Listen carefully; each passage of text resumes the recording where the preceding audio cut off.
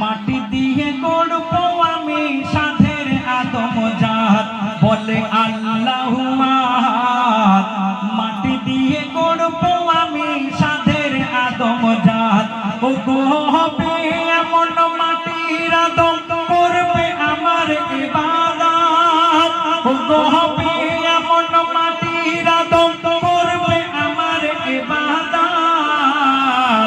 পুরা হবে আমার সাথ ওই আদম থেকে পাবো আমি আমার মোহাম্মদ।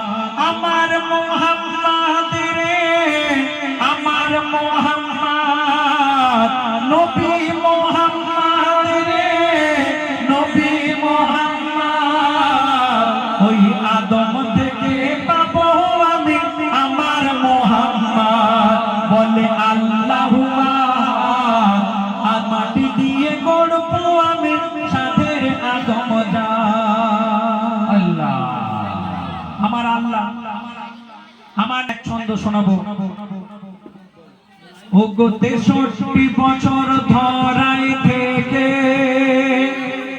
নবী যখন পর্দা নেবে সাহাবীদের বলে গেল কাফন দাফন কেমন হবে।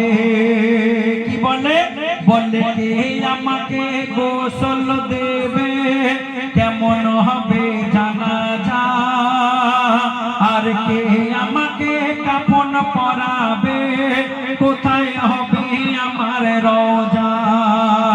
আমার গোসলে হযরত আলীর সাথে থাকবে ৩ সাহাবী।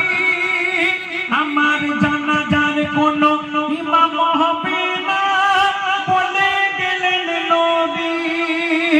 আমার জানাজা প্রথম পড়বে একা একা জিবরিল আমিন। ফেরেশতা সাহাবা একা একা জানাজা পড়বে সেদিন। আর ৩ দিনের মাথায় শেষ হবে যখন আমার জানাজা। আর আয়েশা বিবির থাকার ঘরে হবে আমার রওজা।